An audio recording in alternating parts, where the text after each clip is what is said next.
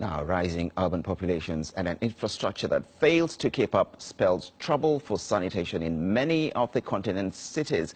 Poor waste management in Ghana's capital, Accra, often causes flooding and led to outbreaks of preventable diseases like typhoid.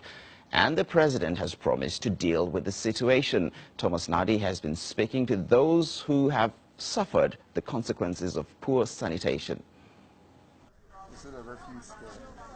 15-year-old Evelyn Nsusong is a resident of Old Fadama, a suburb of Accra. She was recently diagnosed with typhoid fever. I took food and I started having stomach upset, severe cough, and I was vomiting and headache. So I went to the hospital and they said I had typhoid fever and they gave me medication. So after taking everything, I'm okay now. Evelyn has recovered, but cases like hers can turn out very differently. Diseases like typhoid and cholera are preventable, but are all too common in this city, caused by the kind of poor sanitation that is common in Ghana. Rubbish left to pile up, open drains, and a lack of basic services. In the capital, 3,000 tons of waste are produced every day, according to the Accra Metropolitan Assembly, and managing it is the big challenge.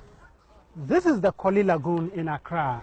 It's been turned into a dump site by residents in the nearby slum. Anytime it rains, it overflows its banks, causing massive flooding.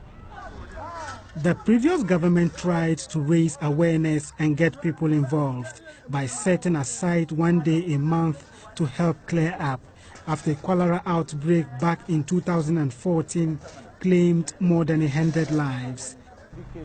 Environmental activist Alan Sapon believes investment alone cannot solve the problem. We have sanitation laws, so city authorities must enforce those laws. I mean, people must be prosecuted when they pollute the environment, when they dump waste where they are not supposed to do, and they have to make sure that the sanctions that are given to them in the court are enforced. Experts estimate that Ghana needs about $3 billion over the next 10 years to overcome its sanitation challenges. And changing attitudes will be key to making this a safe place for residents like Evelyn. Thomas Nadi, BBC News, Accra.